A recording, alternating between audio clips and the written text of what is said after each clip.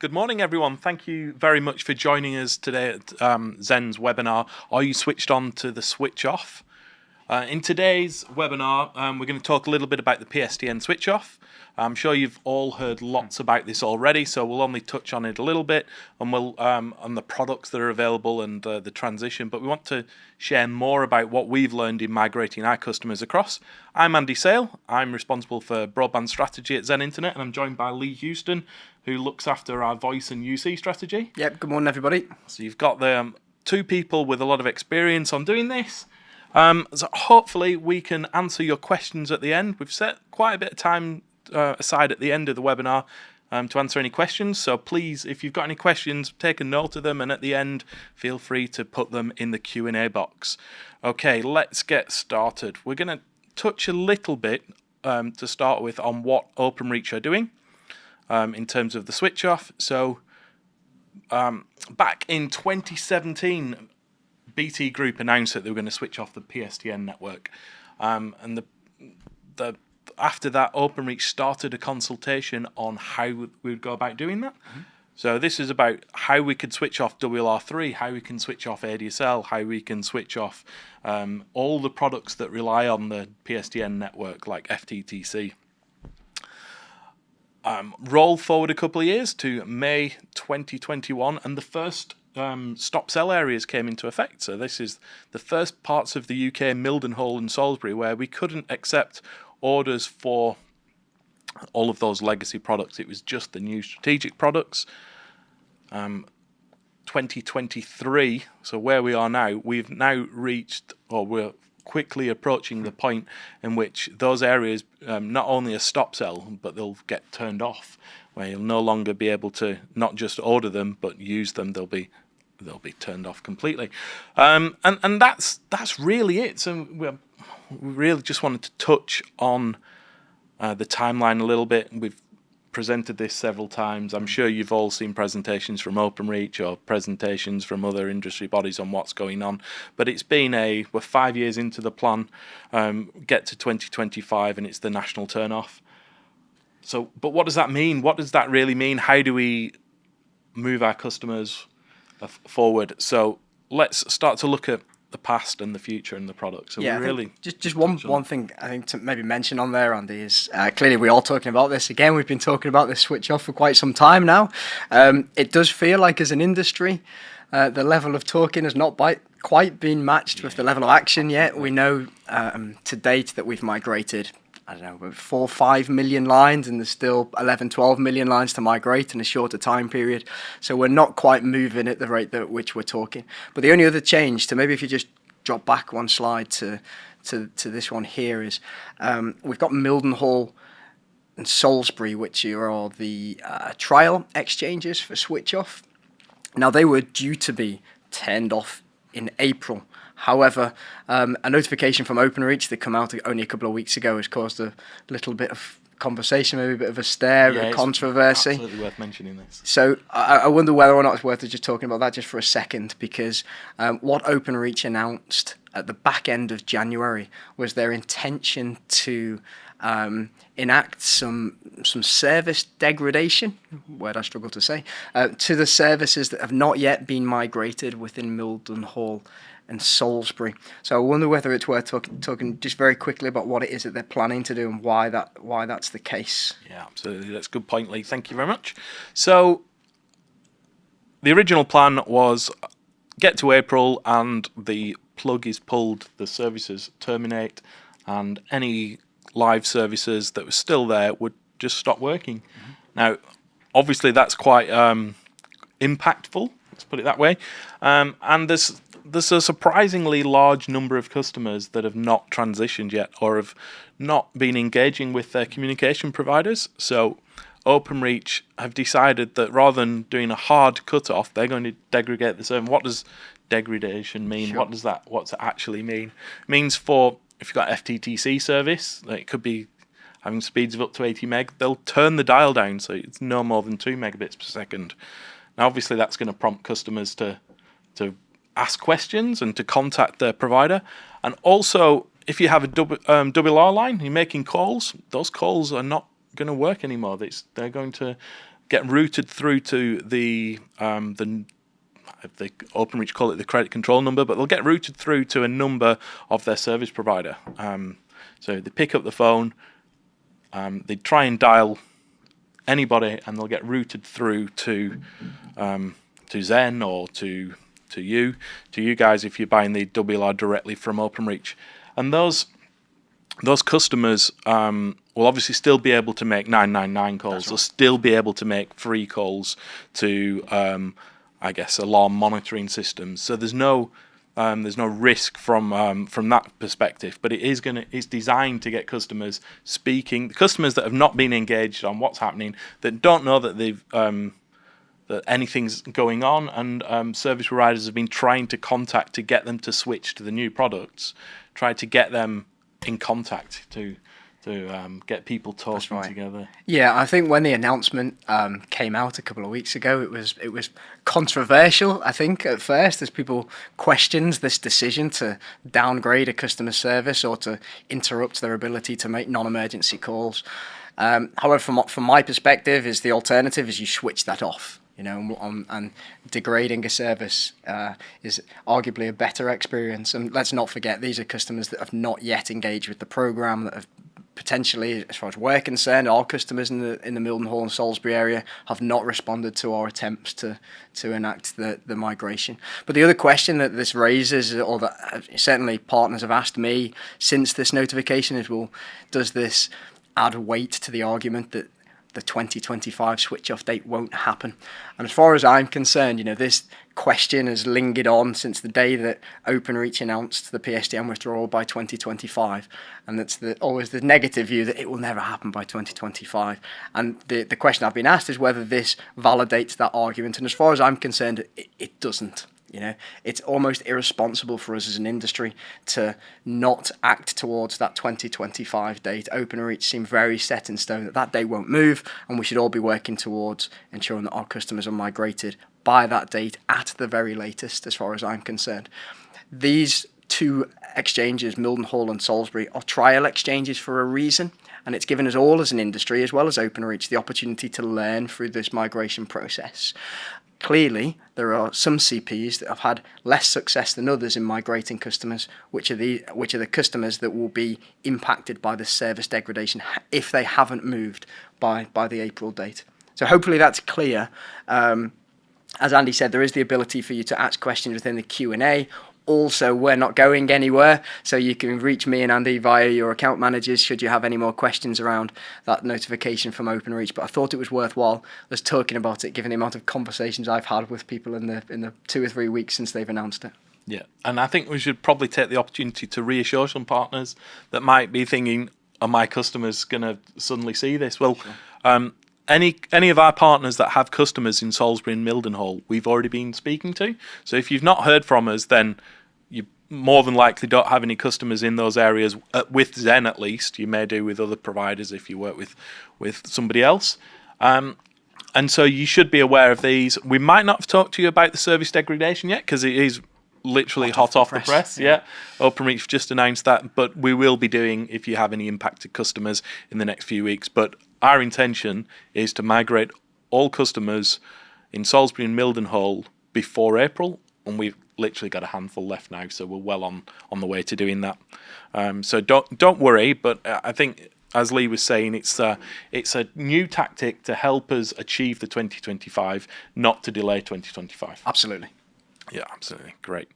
So moving forward, past products and the future products. So I'm sure you all know this already, but we'll go over it just so that everybody's on the same page.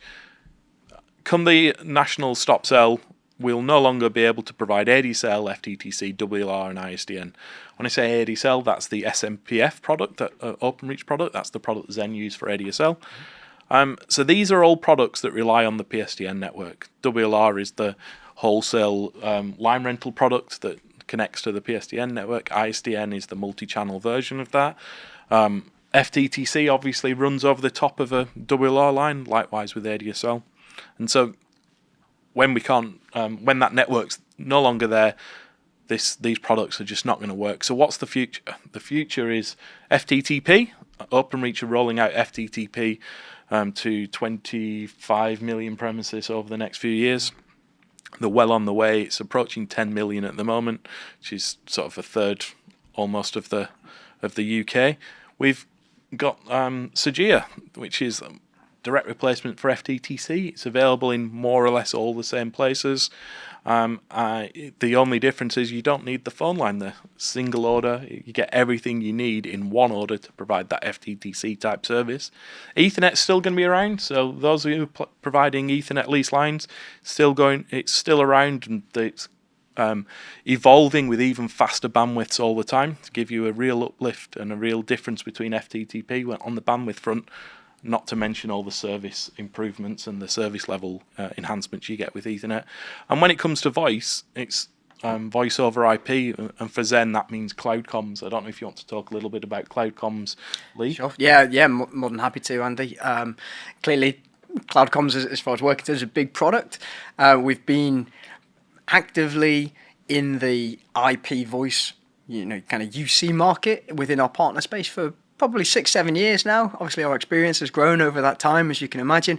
We've got what I believe to be a very strong competitive product, a product that ranges from a single line replacement. So we've recently launched our CloudCom Solo, which is designed specifically to replace that single line, maybe that's into either a very small business. We think of our butcher shops or florists, that single line style customer. But that product also, you can develop that customer experience or scale that up, and it goes right the way through to large, complex contact center with omni-channel, contact center with multimedia and social media integration, Salesforce integration, etc. So it's a really strong product that we've been selling for quite some time. Appreciate that we've not done a great job of shouting about it. We have a number of partners highly engaged with that product, very successful, some of which kind of joined us at our partner event and spoke about their experience only a few months ago. So by all means, maybe there's worth us doing a separate webinar or something specifically on cloud comms. But in the first instance, if you're not engaged with that product and you'd like to find out a little bit more, your account manager would be the first port to call. I'm also around and happy to support where possible.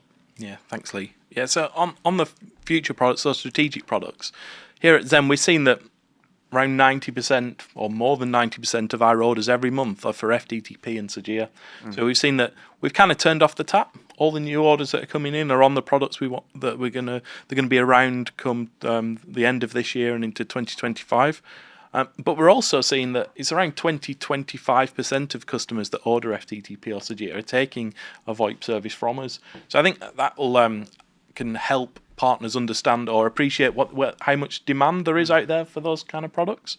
20-25%. I guess is a surprise when you think about, you speak to some people and they say, I never use my phone line to make calls. Well, 20-25% of us appear to be doing just that. Yeah, absolutely. In the consumer space, the idea that the phone line is dead, it seems to me to be a myth. Clearly not everybody is using it, but you rightly say that we're seeing from new orders joining us, and also as part of our migration, 25% wishing to retain a home phone line service. When it comes to businesses, that percentage is much higher. Yeah, absolutely. Yeah, absolutely. So you think of a customer with an ISDN, then obviously they have that ISDN for making and receiving calls, and so that cloud comms is an ideal replacement for that. Great. Okay, so we'll move on now and talk a little bit about some of the work we've been doing, some of the research we've been doing over the last couple of years. Yeah, and it's a good, this leads on very well to what we've just been saying there. So before we kind of jump into the main content of the webinar, I wanted to highlight or to draw your attention, if you've not seen it already, to a white paper that we've recently released called The Great British Switch Off.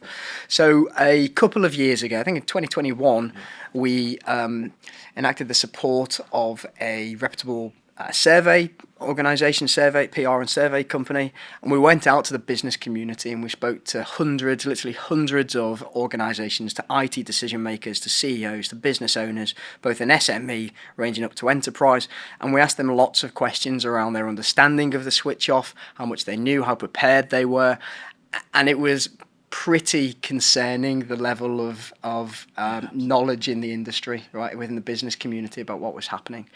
So what we've done more recently, the back end of 2022, so kind of August, September last year, is we did the exact same research. We went back out to businesses and we asked similar questions. Also, we asked some questions around how COVID has changed the way in which they work from a remote workforce perspective, flexible working, etc.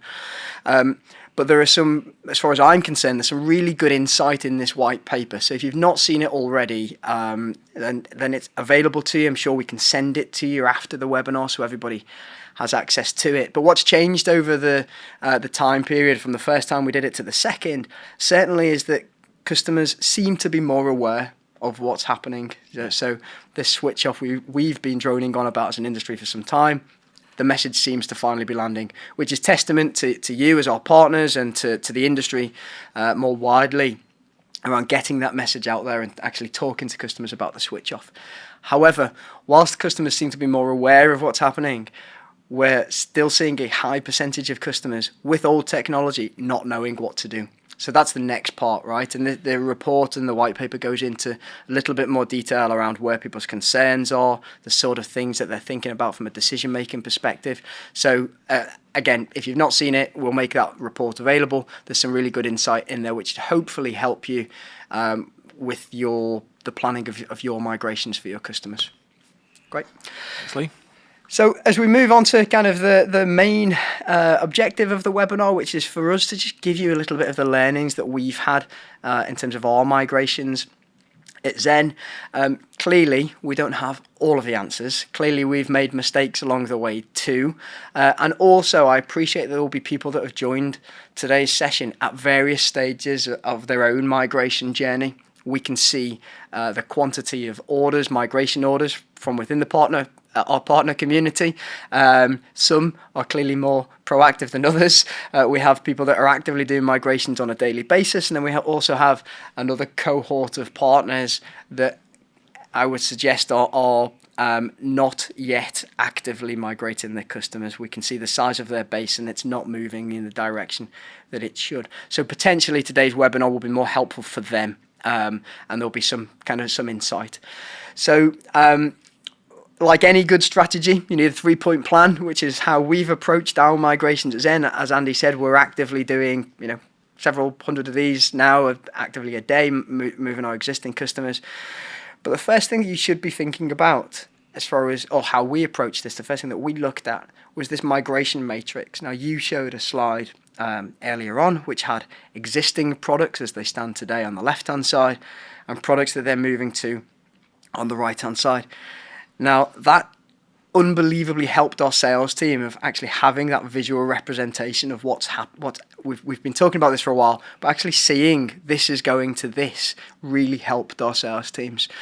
So if you've not done so already, I would do that. Also, what that enabled us to do was to highlight any gaps within our portfolio. Clearly, we've been an ISP for a very long time. Over that time, we've created all sorts of products, including various backup products for Ethernet, etc., etc.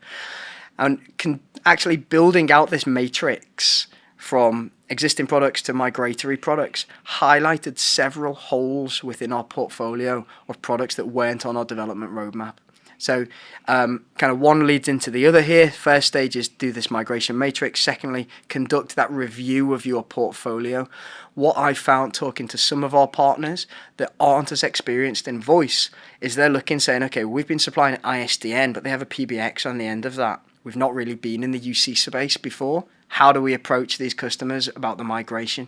Obviously, we can talk to them about their Ethernet, but we've been selling them ISDN. They're making calls, we're making revenue, but we haven't sold any version of Cloud Comms or UC in the past. So how do we approach that? So, we've been supporting those sort of partners. But doing that portfolio review will undoubtedly unearth a couple of things that you've missed along the way. And then the last thing on this left-hand side of what I would kind of call the planning phase are putting customers into cohorts. Now I'll talk a little bit more about that on the next slide. So I'll jump across to the approach just for a second, and then we'll talk about cohorts in a little bit more detail. So we've approached our migrations we've put customers essentially into two groups. Those that we believe we can support a kind of an organic migration or a voluntary migration is another way that we've termed that. What we mean by a voluntary or an organic migration, or where customers are actively coming to Zen to move their services across. So there are several ways that we've achieved this. One is we have what we call our always on campaign. So customers that have FTTC today, when FTTP becomes available, when we pass the premise or we unbundle more exchanges and FTTP becomes available, we proactively tell them, right? One, that's great customer experience, customer service, is because we're telling customers that there's a better product available to them.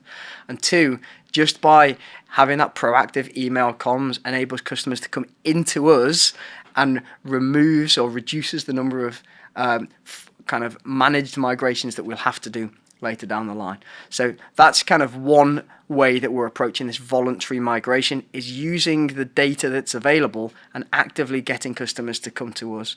Another thing that I would suggest, if partners have not done so yet, would be to review the current list of exchanges that are already in a status of stop sell. So we've made, that information is publicly available on OpenReach's website. If not, we can share that with partners too.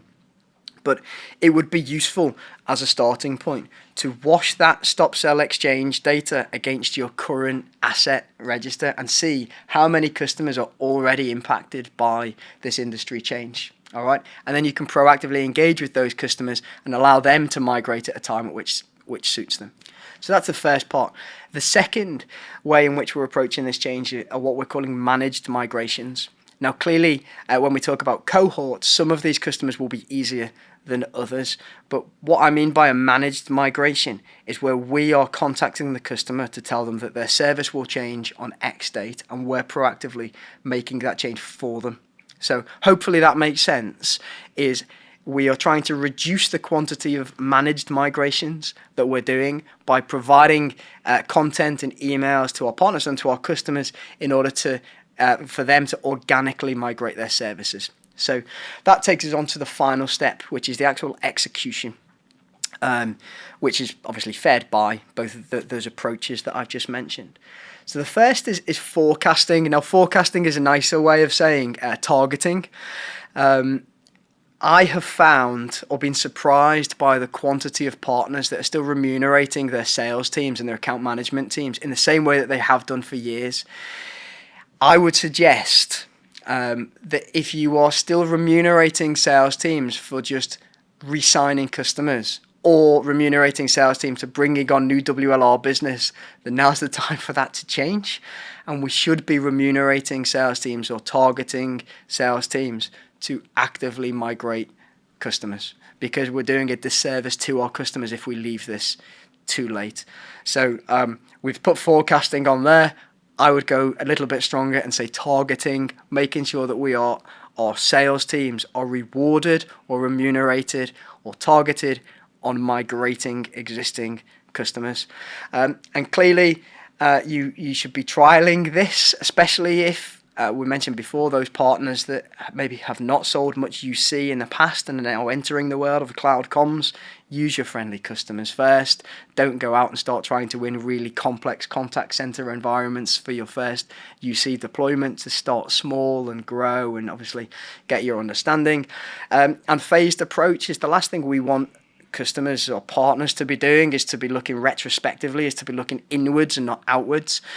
Clearly, we found that engaging with our customers regarding this migration has unearthed other opportunities around security, for example, UC, obviously. However, we don't want our partners, nor do we as an organisation ourselves selling direct to customers, is we can't spend all of our time looking just at our existing base. We still have to be trying to attract new customers too. So doing this in a phased approach, starting with the easier customers, having longer kind of conversations with the more complex customers would be the right way to approach this, which is probably a good time to move on to these cohorts. Now, I've highlighted that everybody in this on this webinar will have customers that look very differently to how Zen's customers look. However, I'm going to talk you through how we've approached the migrations here, and hopefully there'll be some insight. These cohorts won't match specifically with your own customer cohorts, but hopefully it will give you a a flavour as to how we've approached it, and then you can kind of review your own cohorts. So by segmenting our customers, not only in terms of technology, but how they use that technology, has been really helpful for us to approach this migrations. Now I'm going to start on the left-hand side firstly. Now these are customers that we've identified that have FTTC and WLR, but that WLR is only there to enable the broadband. They're not making calls. Now, I know it's cliche, but I would say that these are potentially the low-hanging fruit, and we had a lot of these customers.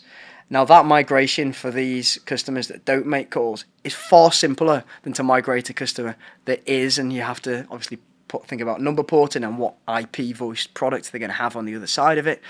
But in order to get the ball rolling, talking to customers that don't make calls, it certainly is a quick win as far as we're concerned. So that was cohort 1. We're actively migrating these customers now, and as I say, the process there from a customer experience has been pretty slick. We're either migrating customers from FTTC to Sagia, or where FTTP is available, we're moving them to that product straight away. Then we've looked at the second cohort, which is essentially the customers with the same technology, but they're using that technology differently. They are making calls.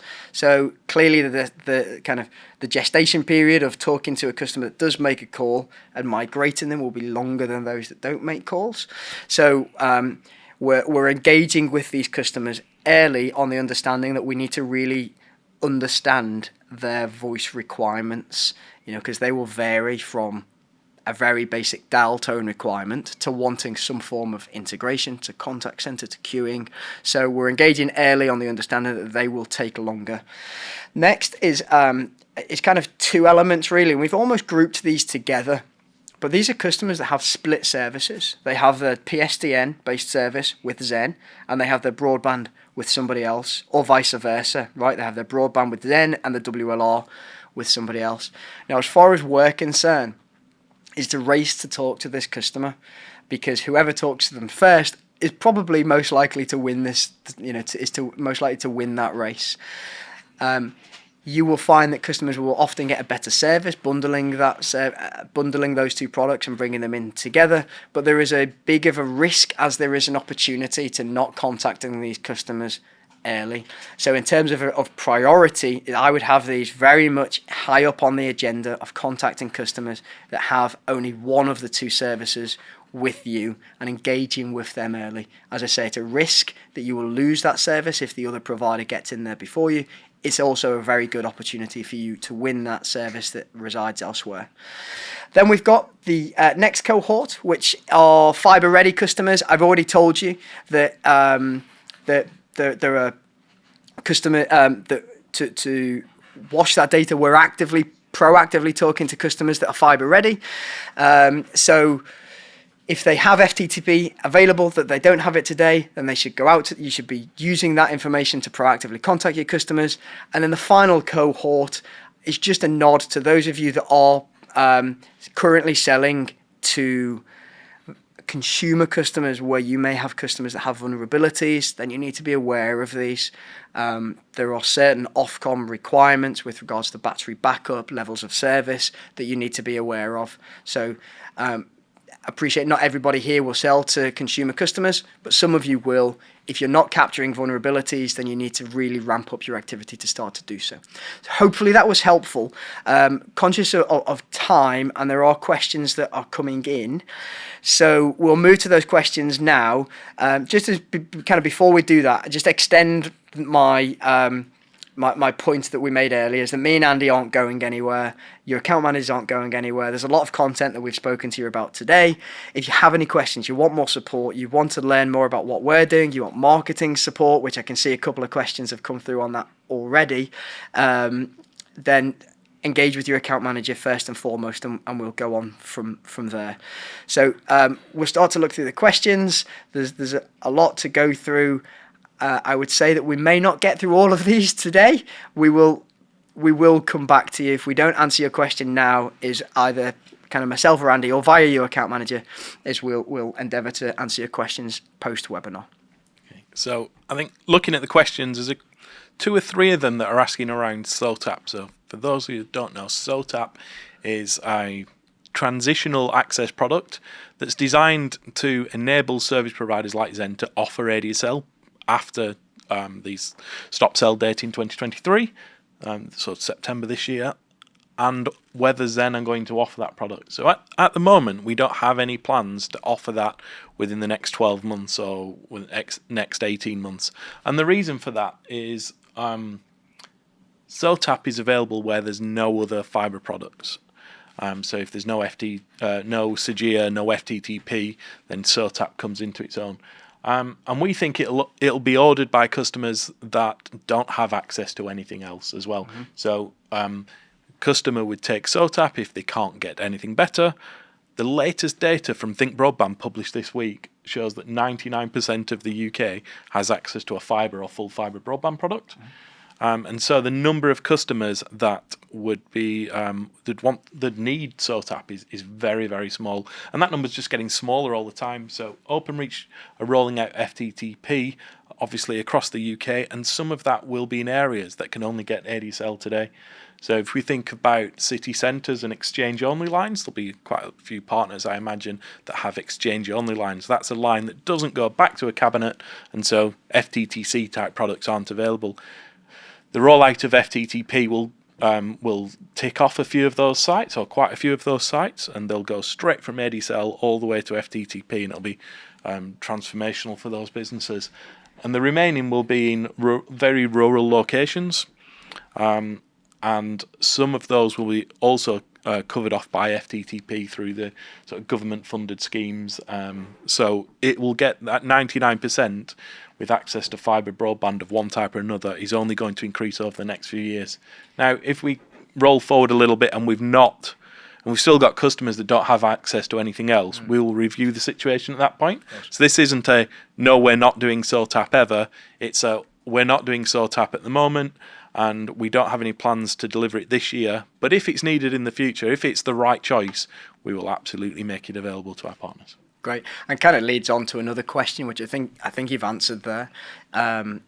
So we have a customer with FTTC and FTTP isn't available. What should we be moving them to? So the answer in that scenario the default answer would be Sagia, providing Sagia is available. We're finding that Sagia is only not available in very few locations, as Andy's just said. There's a question here about cloud comms, although seems to be, sorry, there's so many kind of questions that are jumping around. Cloud comms options for small business and large enterprise business. Okay, so I've got your contact details on here. We'll engage with your account manager and we can get a call set up on that. That's no problem at all. There's a question here about the plan for lease line or Ethernet customer services that come with ADSL backup. Yeah, so the ADSL backup. So our plan is like with the rest of the UK. If it's in an area with no FTTP, it's transition those circuits to Sagia. If it's in an FTTP-enabled area, offer an FTTP backup for those lease lines. So yeah, it's the same plan. If you have circuits like that, and you want to, you have concerns, or you want to start planning that migration with us, contact your account manager or the partner team, and we'll take you through that and explain that in more detail. There's a question around obligation to provide a service. So does Openreach or BT have an obligation to provide a service? So the short answer is yes, but the obligation is on BT, as in BT, the retail brand or the consumer part of the business, not on Openreach. So BT and Hull, and in Hull it's Kingston, KCOM, have the same obligation. It's to provide a service that provides at least 10 megabits per second to the customer. And that doesn't have to be over a fixed line. They can meet that obligation using 5G, or they could meet that obligation with something else. But yeah, there is an obligation for them as the retail provider with I guess it says the dominant provider in the UK. The obligation sits on BT and KCOM in Hull. There's a question there around Clearly, there's a partner that does sell to consumer customers around obligations for vulnerable customers. So this is public information. If you search for Ofcom vulnerable customers part of the switch off, you'll find that the main requirement is to provide an undisrupted service for up to an hour in the event of a power cut. So we've been trialling certain devices in order to ensure that if there was a power cut, we could provide power to the router and to the ONT for up to a minimum for a minimum of 1 hour. So that's the requirement on you. There's a question around data, because I think we've mentioned different data sources throughout the webinar. So the question is, what data sources are available and how do I get access to them? So there's a raft of information, so we can provide you with the OpenReach FTTP deployment data, so where FTTP is available, a list of the addresses, the UPRNs for those addresses, the marketing report, OpenReach marketing report, which is where OpenReach aim to get cover over the next 3 months, over the next quarter. We can provide you with a list of your Zen circuits that could be upgraded to FTTP today. We can provide you with the OpenReach exchange stop sell dates. So there's a number of exchanges that OpenReach have announced dates in which they'll stop before the national stop sell. We can provide you with a list of those. And we can provide you with details of where you can access those yourself to get the latest copies. We will obviously provide you with a copy of the white paper. We can provide you with a copy of the webinar. I think there's a question on here around whether we get a copy of the webinar. Yeah, you'll get a recording. And to help you plan, contact your account manager. So talk to your account manager about what information would be useful to you, and they will they'll do whatever they can to get that information to you. Most of that we'll have access to and be able to send it on. If not, we'll look into how we can support. Absolutely. I mean, there are a couple of questions here. Well, actually, there's several questions here, Andy, around the same thing. And I think it was linked to the question that you answered first, which is around customers that can only get ADSL and whether Zen are applying any pressure to OpenReach to build out to these exchanges. I think it would be fair to say that as part of the FTTP rollout, built into that planning is to ensure that rural communities do have access to full fibre. Yeah, absolutely. Yeah, OpenReach have committed to covering a number of rural communities, and we speak to OpenReach every week. We speak to them regularly, and it's fair to say that we are encouraging them to cover as much of the UK as possible with FTTP. We don't want anyone to be left behind. It makes our lives easier if there's national coverage, but also, it's the I think it's Zen has an obligation as a provider that wants to be leading in this front to lead and take the lead on this. And yeah, every week we're speaking to OpenReach about encouraging them or how we can work together to ensure that there's as much FTTP coverage as possible. Great. So the last question, just conscious of time. Yes, one for you, Andy. I mean, we can both answer this, but it's a good question, this. It's a really good question because this is the question that we're seeing customers ask us most, because we're very guilty as an industry. We keep talking about things like the copper switch off, which is a little bit disingenuous because it doesn't really reflect what's being switched off. This is the PSTN withdrawal, not the rip up of copper, right? And the question here, Andy, if you want to take this one, is what are the physical differences between SAGIA and FTTC? And it's a good question. As I say, I get asked this a lot by end user customers. So the difference between FTTC and SAGIA, and the only difference is that with FTTC, there's a copper line that runs from the telephone exchange to the street cabinet, and then from the street cabinet to the customer's premises. Between that cabinet and the customer's premises, there's a broadband technology used called VDSL. That same technology is used for SAGIA, so it's VDSL.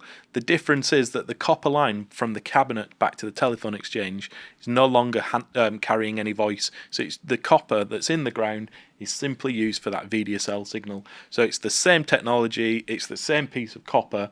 It goes back to the same street cabinet. The only difference is there is no voice signal going back to the telephone exchange. Yeah, I think one way I've heard you kind of think you coined the phrase, the decoupling of the voice service, and that's all it is, right? Yeah, absolutely. Yeah, that voice service is no longer reliant on a piece of copper in the ground. We'll provide it over the internet. Great. So, look, at this point, I'd like to draw this morning's session to a close. I'd like to thank you, Andy, for your time, you guys for joining. Hopefully that was helpful. You've learned a little bit from how we're approaching our migration and our switch off plans. Please go read the white paper, speak to your account manager if you have any further questions or want any more information. And once again, I'd like to thank you for giving up your time and joining us this morning. Yeah, thank you very much. And if we haven't answered your question, we'll get back to you with the answer. Thank you very much. Have a good day.